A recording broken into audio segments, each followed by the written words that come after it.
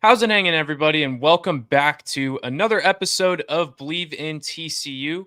Already our 11th episode so far. I'm Zion Trammell, and today I'm joined by my co hosts Ian Napetian and Seth Daddle. So last week, TCU was on their bye, and this week they have an upcoming matchup with Utah in Salt Lake City. So today we'll preview that matchup and talk a little bit about the state of the program because it isn't looking too great thus far. But first, we'll do a quick check in, guys.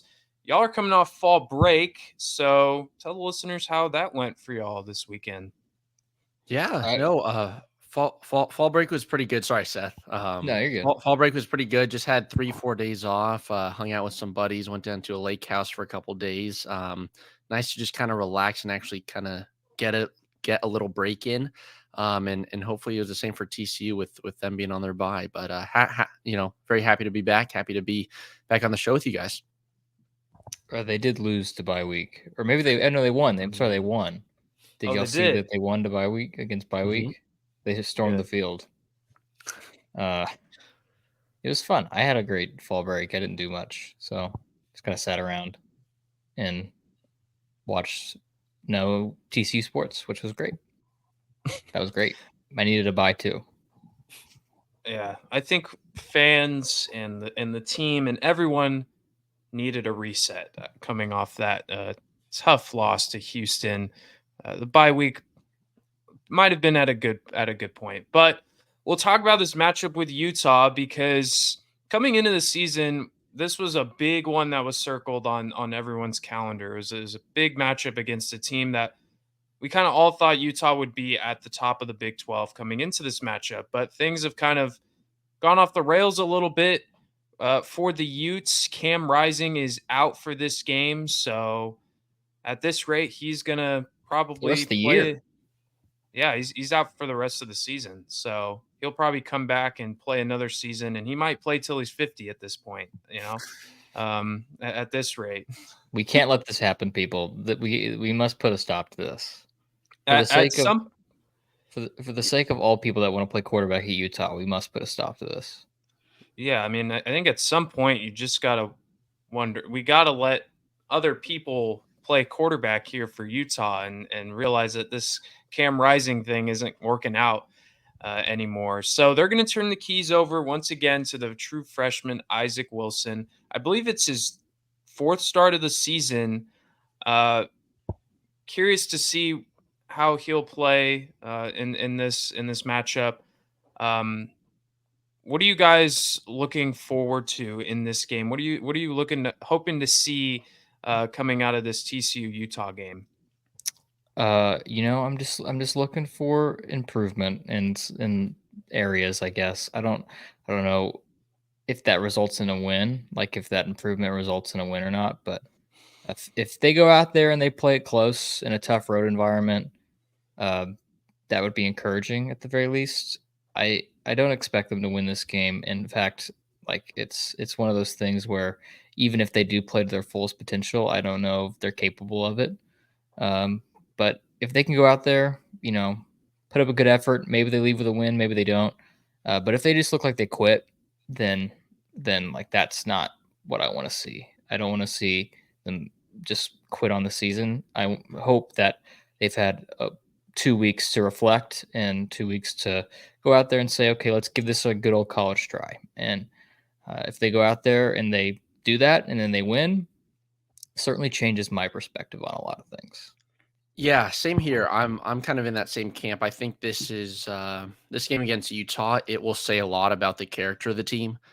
I know last year we've had we had several conversations and I kind of felt that last year's team there weren't a ton of leaders, like just leaders in general where you could turn to and point and say, look, I know for a fact that this guy's going to be playing this well and this guy's going to try to rally the troops. Kind of feels the same way a little bit this year, even though some of the same guys are back and they've gotten a lot more experience since last season. But this game will be very telling about the character of this team, the character of this coaching staff. We've kind of heard the same message out of the TCU football camp the whole season, as in, look, the team's having great practices. They're doing well offensively, defensively as well. But the lack of translating that to the game has really been the biggest issue. And I think at a certain point you can only say that for so long. And I think Sonny Dykes and the team has outlasted how long you can say that for.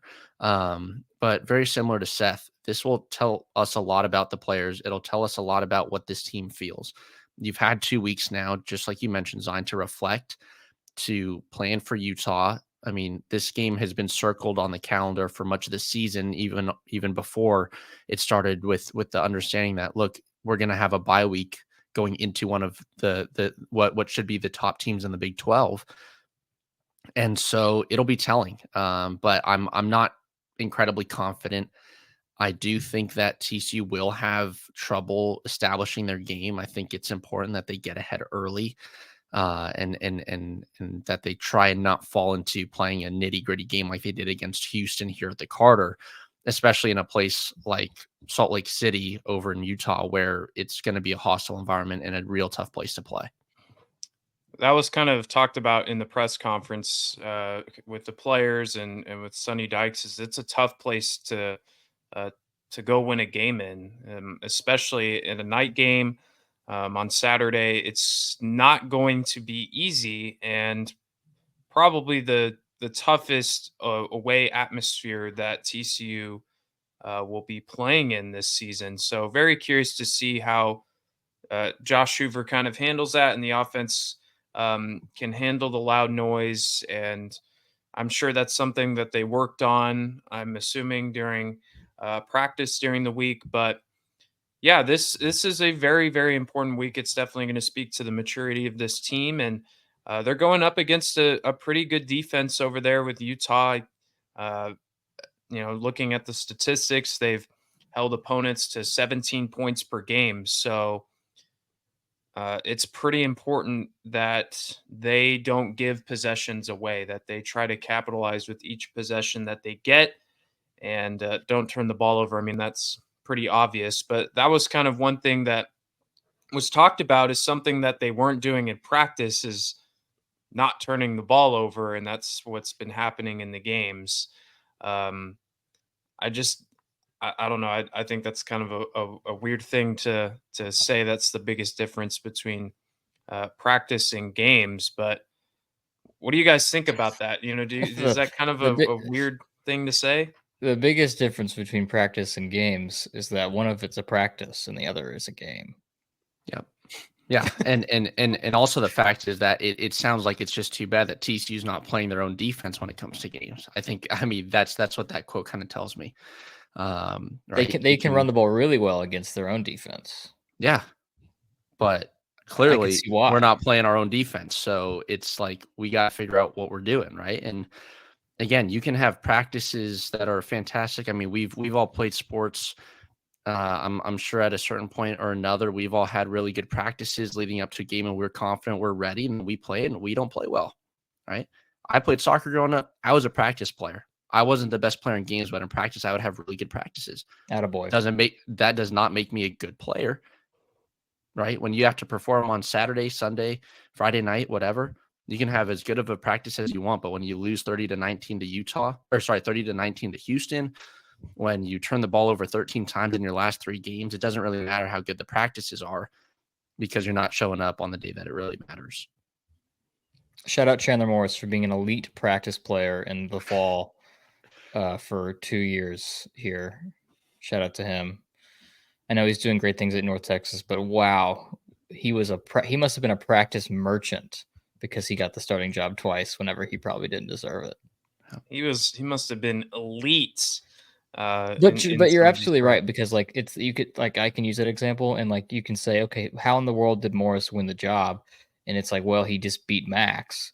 And it's like, well, Max played better in the games, and maybe Max wasn't as good in practice, but when the lights got bright, he had that, that he had that dog in him, he had that frog in him. He was ready to go. And there's like a couple like that might just be a big aspect of the team, is that whenever the TV cameras turn on, the lights turn on, there's a big crowd that it just doesn't click anymore like it does in practice. And That's really a shame because you would like it to, if anything, be the other way around. Exactly. You would like to see better results in game, but yeah, there's definitely a big difference in that. One thing that I think could sort of help TCU in this game is Utah. They've lost back to back games. They've lost to Arizona and Arizona State. So state of Arizona has looked good against Utah, but uh, I think there could be a little bit of trouble there with Utah and their offense kind of struggling a little bit. That could play well into TCU's hands. If they get out to a good start, maybe that could help. But I think the only way, honestly, the only way that I see TCU winning this game is if something like that, like unusual happens, that TCU just catches fire early in the early going and Utah is just completely off their game. They're turning the ball over somehow. I don't think that TCU can just outright beat them. I think that something has to go wrong for Utah to lose this game, especially at home. And I think TCU's got to mix something up, right? They can't just do what they've been doing the last few weeks and expect to roll in there and get a win. They've got to mix something up. They got to get Utah on their heels. They got to do something that they won't see on film, something different. That's all I'm asking for, really, is for TCU to try to mix things up offensively or defensively to try to get a win. Yeah, they need to do almost kind of what Houston did, where it seemed like TCU came into that game and was just expecting to be given the victory because they are better than them on paper. And so therefore, they're already on their heels at the start of the game because they're not ready. And then Houston goes in there and starts a quarterback that they weren't expecting. Obviously, they were not expecting um, him to play. And then you go in there and you do a bunch of things that are simple, but at the same time, a little bit unexpected. And you go in there and win. TCU kind of needs to do the same thing against Utah. And I'm not saying a quarterback change, but I'm saying just, like you were saying, Zion, stuff that you have not done before. Be creative, Kendall. Be creative, Andy. Go in there and you've had 2 weeks to work some magic and go out there and prove that we're paying you all this money for a reason. Yeah, and also good, just kind of going off of that too, right? I think when you look at this TCU team, the strong start is where it begins because TCU, I think, in the majority of their games this season, particularly against UCF, SMU, and Houston, they only get worse as the game goes on. At least that's how I viewed it. And I think against Kansas, TCU didn't play horribly, but they made it really tough on them to win that game, right? Against Stanford, TCU started off really poorly, but they got better. But in the majority of the games this season, TCU has started off fairly mellow, right in the middle at a maybe at a decent start. But even when they don't start well, it doesn't get any better, right? Against Houston, TCU had nothing going for them, right? And so you have to set the bar high. You have to set the standard early, because clearly TCU isn't good at making mid-game adjustments, mid-game, mid-quarter. I mean, at halftime, when you get 20 minutes to actually go back inside and talk things over, TCU either can't make adjustments or they fail to adjust to what their opponents do and come out with in the second half, right? And so again, this game is going to be, unfortunately, I think this game is going to be won or lost in the trenches, but it'll be very evident early how this game's going to go within the first few drives. I mean, I said the same thing for the Houston game. It'll be pretty clear how this game is going to play out pretty quickly, depending on how TCU comes out of the blocks. That's just how TCU is, and I don't even think it's that this season TCU's played down to their opponents, but TCU hasn't played up to their talent level.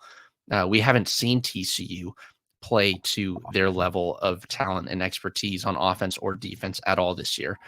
So, yeah, it's just the start of this game against Utah is so imperative to get right. haven't played up to the talent. Yeah, they haven't. According to 247 and their talent composite, TCU is the best talent in the Big 12. Like they have the Really? highest, yes. And that's Wow. just based off of recruits star rating coming into school and transfer star rating. That's not based on anything else other than that. So it's kind of an archaic like stat, but it shows you that whenever people arrive here, they are pretty highly regarded. They've had some And good recruiting classes. yeah, and they've done Sonny's done absolutely jack squat with it so far. Yeah. I mean, yeah, you can. It's one thing. I mean, to me, it seems like Sonny has been doing a pretty decent job at recruiting, but you got to be able to bring that talent in and develop them right to be able. I mean, that's obvious, right? You got to be able to develop this talent on the field, and I think that's becoming kind of a long term issue with TCU. Is can Sonny Dykes get he can get the talent, but can he get these guys to produce results that ultimately results in wins, bowl game appearances? Because that's the standard now at TCU. It's not, oh, I hope we go 500 and see, at this point now that is kind of all I'm hoping for is that they somehow can salvage a bowl game, but that can't be the standard moving forward. They've got to raise the um, what they've been able to do over the last couple of years. They've got to be better than what they've been so far this season. They have too much talent to be 3-3. Honestly, I mean, I don't even it does not make much sense to me how this team is 3-3 with the talent that they have. And if it's not fixed soon, there's going to be there already are questions about the coaching staff, but that's going to ramp up over the next several weeks and months. Well, we've entered with conference realignment and everything, this conference got significantly, the path to a championship in this conference got significantly easier when Texas and Oklahoma left. And you had an opportunity this season and next, and I guess last season would be, you can chunk that in there, to assert yourself as one of the top dogs in this conference moving forward, a perennial favorite in this conference. How we viewed Utah coming into this year is how TCU has the capability to be viewed in this conference moving forward, because they have the ability to get the talent here, because we're in a very talent rich area of the country, and we've had historic success for the past 2 decades. And so you mix that in and you have the capability to do that. It was just up to Sonny and his staff to, execute on it. And this season so far, they haven't, unless they win 6 games in a row and they go 9-3 and then make the national championship. And sorry, the intrusive thought came out there. Unless they do that, but if and you're right, 6-6 is nowhere near like. Whenever he got here, we claimed to be DFW's Big 12 team. Well, no one cares if you're DFW's Big 12 team if they can go to DFW's ACC team that's going to win the conference. Yeah, they're ranked 21st in the country right now. That's one of your biggest competitors right now in trying to get talent. And we've seen guys from TCU leave to go to SMU. And if you're not backing that up with wins, you're going to lose more guys. And I do not want to see SMU continue to be better than TCU in the coming years. I don't think anyone wants that, obviously. No, and it even hurts even more because he left that school to come here. Mm-hmm. And at the time, obviously, we saw it as a huge win, and it was a huge win for a year. and since it hasn't been. And here's the thing: I think that staff that he had in 22 was actually a really good staff. Garrett Riley is an excellent offense coordinator, and the fact that he deservedly got a higher paying job elsewhere, and that, like, good for him. But it sucks to see him leave. And then we hired Kendall, and it's been at best hit or miss. Yeah. And again, looking at this team, right? I mean, we've all said it several times, but TCU, I really feel, is the only team in this conference that TCU is the only team that can get in its own way, right? That's what's keeping TCU from excelling. That's what's keeping TCU from winning the games they should. Because I look at this schedule that we've played already, right? TCU's 3-3. You expect the win against Stanford. You expect the win against LIU. Considering all the circumstances, you should have won UCF. SMU, I will accept that loss perfectly fine. You got the win at Kansas, and you really should have beaten Houston. And I say should have as in the sense of not, man, we should have won, but we got screwed with a call here or a call there. No, those are games that are not losable in that circumstance, right? When TCU blows a 21 or 27 point lead, right? When TCU comes in playing Houston and they lose 30-19, those are games you can't lose, whether it's going into a team like Houston that you should beat on paper and should beat on the field, or coming up against a team like UCF that you're saying, look, this is going to be a tough game, but now we have a 20-something point lead. We got to hold on to this, right? TCU very easily, if they stick to the fundamentals, as Sonny Dykes has said that they've done very well in practice, TCU could very well be 5-1, and we could be in a very different scenario. But you win and you lose football games in the fundamentals, right? And that's the one thing that I'm going to be concerned about this weekend. Again, kind of rearing it back to the Utah game is, look, our rushing defense is horrid. Our rushing game is horrid. You look at Utah's rushing defense, I think they've allowed 4.1 or 4.4 yards per carry. That's good for us because I don't think we're averaging anywhere close to 4.4 yards a carry, right? So hopefully we can take advantage of that. But I'm looking at some of these fundamentals, right? I mean, I've said it so many times too. The offensive line. You can have as many beautiful, amazing looking targets as you want at the wide receiver position or at the tight end position. TCU's got Savion Williams. They've got Jack Besh. They've got Drake Dabney that TCU, I think, is still trying to figure out how to use him to his most effective, in his most effective way. But when Josh Hoover doesn't have time, he can't find his targets. And then also, you put in a quarterback that wants to be in the pocket, a guy that you don't want to leave the pocket. You don't want Hoover to start running. But then he stays in there and he starts, getting sling happy. Josh Hoover is not good enough to just sling the ball every time.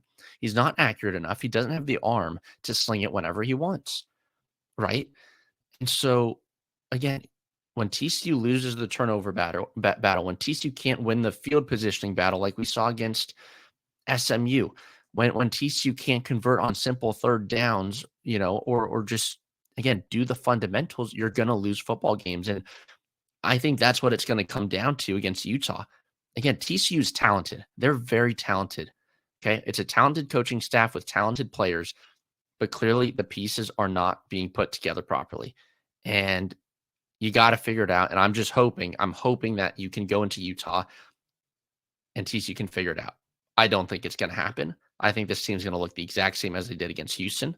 I think this team is still going to be giving themselves every single problem known to man.